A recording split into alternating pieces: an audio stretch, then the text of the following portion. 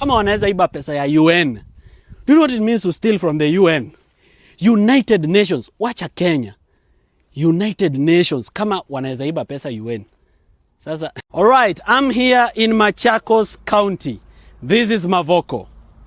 On the Friday, 6th December 2019, the then President of the Republic of Kenya, His Excellency Uhuru Kenyatta, came here and launched an affordable housing project that was being done by a UN agency called United Nations Office for Strategic Partnerships, Developments, for Strategic Projects, sorry. So UNOPS.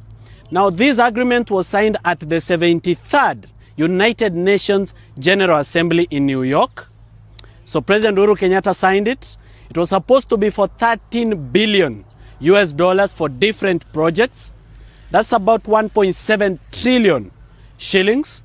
But the money that was released for this kind of projects was about 7.8 billion. So we are looking at about 7.8 billion that was released for this housing project that was supposed to be done by the UN Habitat. So come, I'm just going to try to show you how the housing was supposed to look like. So ukiangalia huko, you'll see the houses. I hope you can see apartments there. Those are the model apartments. Yes, so this is the show house. And this is the plaque. So we just want to see whether houses were done. This is off Mombasa Road. As you can see, houses were not done. None was done except the show house where the President Uhuru Kenyatta launched this project. Nothing really happened. It's just empty land. The affordable housing was never built. This is back to 2019. This is a UN project. In fact, it has been found that the United Nations actually indicted UNOPS, and different donors actually brought up that issue, including the United States, Canada, France, Sweden. They brought up the issue of UNOPS being involved in corruption. The director of UNOPS and the deputy director were removed from office, but no criminal liability followed. So now we just have the show house. That vast land that you see here is where this project was supposed to happen. This project was part of the Sustainable Development Goals of sustainable investments in things like housing. And because Uhuru Kenyatta had the Big Four agenda, this was signed. Money was lost, of course. That is not a lie. Because where did the 30 million US dollars go? Because that's 7.8 billion shillings. Ilienda wapi? Except building the show house. Where did the money go? Because this money was said to have been stolen through fraud. It has never been found. Wase, hao watu ni wanoma. Kama wanaweza iba pesa ya UN. Do you know what it means to steal from the UN? United Nations. Wacha Kenya. United Nations. Kama wanaweza iba pesa UN. Sasa, hey.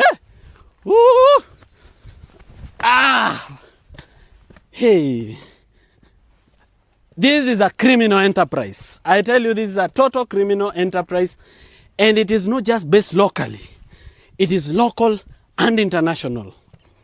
So this land is part of that project. It was never done, as you can see. There's a temporary house here.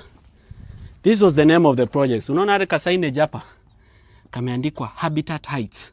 Hizi nyumba Machakos County zilikuwa ziitwe Habitat Heights. Habitat Heights.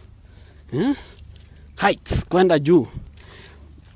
I know you're wondering how many houses were supposed to be built here. Let me shock you. 100,000 housing units. Remember, the whole Kenya, the affordable housing program was supposed to build 500,000 houses. That's 500,000. So this project alone was a fifth, was 20% of that project, 100,000 houses. And this is what you see. This is what you get when you enlist the services of a criminal enterprise to be your leaders in government. As the Vampire Diary signs out, let me tell you this. The problem is not just the leaders. It also includes the people. Now you and I must make a decision to change this country for real and for true. By not voting according to tribal lines, by not organizing politics along tribal lines, and by refusing the use of money stolen from public funds in campaigns. See you again next time. Morara, Kebaso here in Machakos County. This is more than 1,000 acres. This was supposed to be the new Machakos city.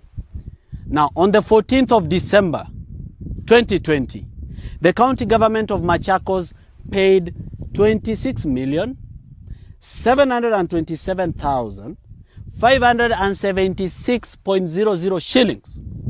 So this is 26.7 million to design the Machakos airport. Yani kuchora tu, itakuwa hivi, runway hapa, taxi hapa, 26.7 million. So today I brought you to see your airport. Okay? So hiyo shamba ya mahindi vile mnaiona hivyo, na ujue mahindi imepandwa kwa shamba ya serikali. Na si ya serikali. So hiyo ndo runway. That's where you land. So whenever you want to travel, don't use any other airport.